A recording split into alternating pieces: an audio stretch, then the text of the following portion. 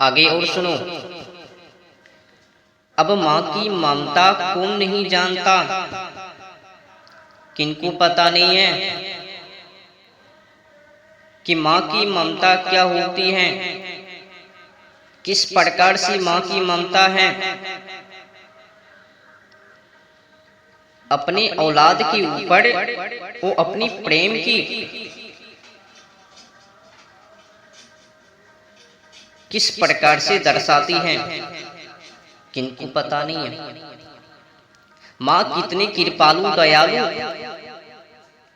क्षमा करने वाली, ये तो पता है ना। जब माँ कृपालु, दयालु, प्रेम के आंसू बहाने वाली, तो फिर माँ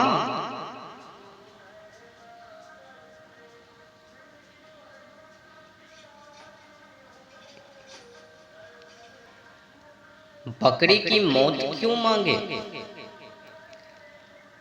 ऐसा कभी हो ही नहीं सकता है कि माँ किसी बकरे की, मुर्गी की, इत्यादि इत्यादि निर्दोष जानवर की बलि को मांगेगी। ऐसा कभी नहीं हो सकता। क्या किसी माँ ने अपने औलाद की मौत को मांगी कि तुम मर, चलो तुमको आज मैं अपने ही हाथों से काट डालता हूं?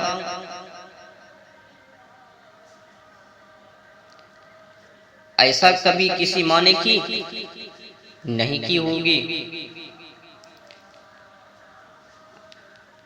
अरे जिस माँ की तुम बातें कर रहे हो ना, दुर्गा माँ की, काली माँ की,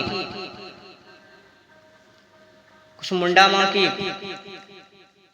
जो भी दुर्गा माँ की 9 रूप हैं उनकी, वो माँ दयालु है, कृपालु है, प्रेम की आशीर्वाद देने वाली है। वो माँ कभी किसी निर्दोष जानवर की बलि नहीं मांग सकती। और हाँ, एक बातों को सदैव याद रखना, बलि और मौत ये दोनों में आसमान की फर्क है। बलि किनको कहता है सर्वप्रथम ये जाने, और मौत किनको कहता है ये तो पता ही है। बलि का मतलब है अपने जीवन में जितने की निर्दोष हो, निगेटिव सोच विचार हो, गलत आचरण हो, इनको त्याग करे, यही है बलि। गंदी आदतों को त्याग करना ही बलि है। किसी की जीवन को सदैव सदा सदा के लिए ऊपर भिजवा देना, यह है मौत। तो तुमने क्या किया? बलि के नाम पर जहां पर कि अपनी अहंकार को त्याग करनी चाहिए, गंदी आचरण, गंदी सोच विचार को त्याग करनी चाहिए, वहां पर तुम लोगों ने क्या किया? निर्दोष बकरे की बलि चढ़ा दी। बलि के नाम पर बलि। अब बलि को तो मतलब पता ही नहीं है, तुमने तो मौत को चढ़ा दी, मार दी खाने के चक्कर में। तो दुर्गा माँ ने, काली माँ ने, कुसमुंडा माँ ने तुम्हारी वो बलि को स्वीकार नहीं और स्वीकार कर दी। अब तुमको दुर्गा माँ दंड देगी। तुमने तो पाप किया। पिछले कुछ दिनों पहले मैंने एक कहानी को सुना। अपने बेटे की मुंडन और बकरे बेटी की सीधे संपूर्ण। तुमने तो अपने बेटे की मुंडन करवा ली और वो बकरे कि जो बेटी उनको सीधे ऊपर सदा के लिए हाथ धुलवा दी, तो ये अपराध है। जो माँ कृपालु हैं, दयालु हैं, भक्तों को बुद्धि देती हैं, अच्छी सोच देती हैं, विचार देती हैं, वो माँ एक निर्दोष की मौत को लेगी? एक कभी नहीं हो सकता।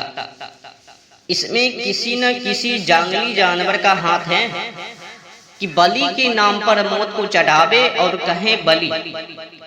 कोई जंगली जानवर ने आकर एक परंपरा प्रथा को चला दी बकरे को काटने की।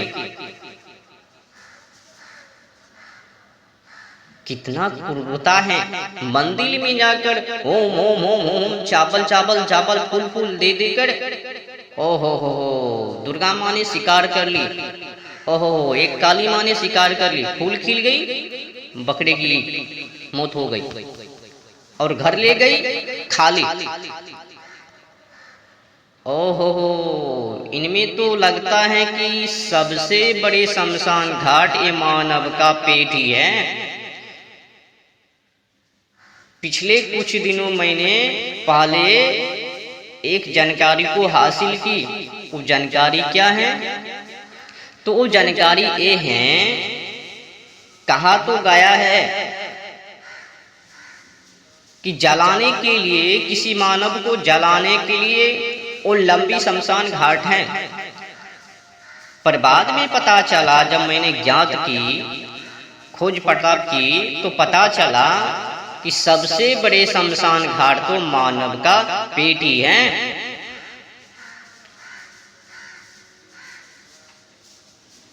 तो जानते हैं कैसे हैं सबसे बड़े शमशान घाट मानव का पेट? तो आइए जानते हैं। जब कोई व्यक्ति मर जाता है, मानव मर जाता है, तो उनको जलाने के लिए शमशान घाट, घर की मुर्दे को बाहर में जाके जलनता, बाहर की मुर्दे को पेट में धरनता, काहे समझाऊ ये जगत भई अंधा। ये अंधे हो चुके हैं। जब कोई मानव मर जाता है तो उनको जलाने के लिए शमशान घाट ले जाते हैं, और वहीं पर देखो ना, कोई जानवर मर जाता है, जानवर को मार देते हैं, तो उनको जलाने के लिए घर लाते, फिर पेट में डालते। कितना क्रूरता की बात है। तो खाने के लिए इन लोगों ने परंपरा की प्रथा को स्वीकार कर ली। कहा ठीक है, स्वीकार है मुझे। तो कुछ जंगली जानवरों ने इस प्रकार की गंदी परंपरा प्रथा को लागू करवा दी, और उसी गंदी परंपरा में ये लोग डूब गई। कोई इंसान का मांस खा रहा है शमशान घाट में जाके, तो कोई भगवान के नाम पर, दुर्गा माँ के नाम पर, काली माँ के नाम पर, और जो दुर्गा माँ की 9 रूप हैं उनके नाम पर ये लोग निर्दोष बकरे की बलि को चढ़ा देते। अब बलि को तो मतलब पता ही नहीं है। बलि का मतलब अहंकार को त्याग करना, सदा सदा के लिए खो जाना, बलि। तो इन लोगों को किसी जंगली जानवर ने इतना जानकारी दे दिया कि इस प्रकार की गंदी जानकारी को जानकर, पुरुषार्थ को छोड़कर, अध्यात्म को छोड़कर, सत्य को छोड़कर अंधविश्वास में डूब गए, कर्मकुंडी में डूब गए। बकरे के ऊपर, सिंह के ऊपर में अक्षत को डाल दी, चावल, तिल, लील, फिली फिली कुछ माला को पहना दी बकरे के गले में, और उनकी मौत पखोड़ दी। ये कौन सी कहानी है?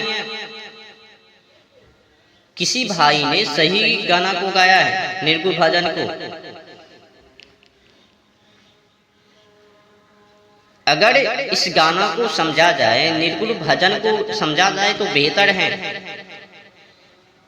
तो उस भाई ने किस प्रकार से गाना को गाया, निर्गुण भजन को।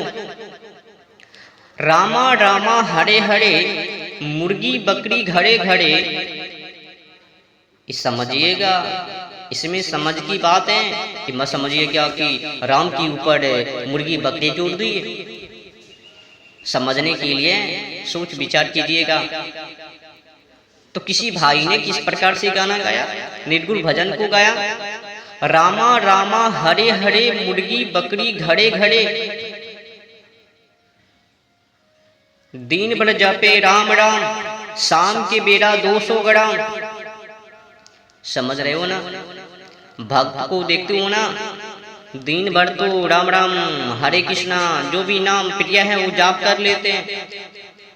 शाम होता है, जो ही शाम होता है तो ही मुर्गे को, अंडे को, बकरे को इत्यादि इत्यादि जानवर पंछी को टोला लेते हैं, खा लेते हैं। तो वही जल्लाद के ऊपर, क्रूरता के ऊपर किसी भाई ने निर्गुण भजन को गाया। रामा रामा हरे हरे मुर्गी बकरी घड़े घड़े। दिन भर जापे राम राम शाम के बेरा 200 ग्राम। रघुपति राघव राजा राम मिटा न पावे ऐसे से पाखंडी का पापों का दान। अब जो अंडा खाएंगे, बकरी खाएंगे, मुर्गी खाएंगे, क्या ऐसे जल्लाद क्रूर व्यक्ति का पाप क्षमा करेंगे? कभी नहीं। जो भी व्यक्ति ऐसा कहता है ना कि तुम्हारा पाप क्षमा, खिला दो इनको, ये झूठ बोलने वाले व्यक्ति हैं। किसी का पापों का वो क्षमा नहीं होता, चाहे जितना भी नाक मुड़ी को लगड़ ले, पाप का दंड मिलकर ही रहेगा। अगर कोई बाबा जी लाबा जी ऐसा बोलता है कि पापों की क्षमा, किसी को सेवा कर दो पाप क्षमा, वो झूठ बोल रहा है। अगर ऐसा है तो फिर ये जो धरती का न्याय जाता है, रुपया को लेकर न्याय देने वाले, इनमें और उनमें क्या अंतर है? तो जिस भी भाई ने ऐसा बोला कि पाप जो भी पाप किए हैं उनको सहयोग कर दो, दान कर दो, पाप क्षमा, ये सब झूठ बोल रहा है। पाप का दंड मिलकर ही रहेगा। आपने जो पुण्य किया, पाप किया, ये दोनों का फल मिलेगा। पुण्य का पुण्य और पाप का पाप, दोनों का सजा है। अच्छी काम किया तो वो अच्छी भाग्य आपका है, और खराब काम किया तो दंड मिलेगा। पुण्य और पुण्य, पाप और पाप, ये दोनों का दंड मिलेगा। अच्छा काम किया तो अच्छी जगहों पर जाओगे, खराब काम किए तो फिर नरक में जाओगे। दंड तो मिलवे ही करेगा। कोई क्षमा यातना नहीं है। जो भी कहता है क्षमा क्षमा क्षमा क्षमा, वो झूठ बोलता है एकदम।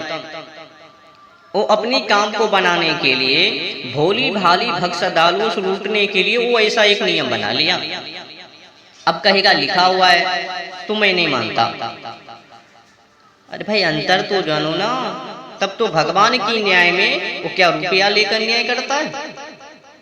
भक्ति माने क्या? तुम भक्ति करो पाप क्षमा।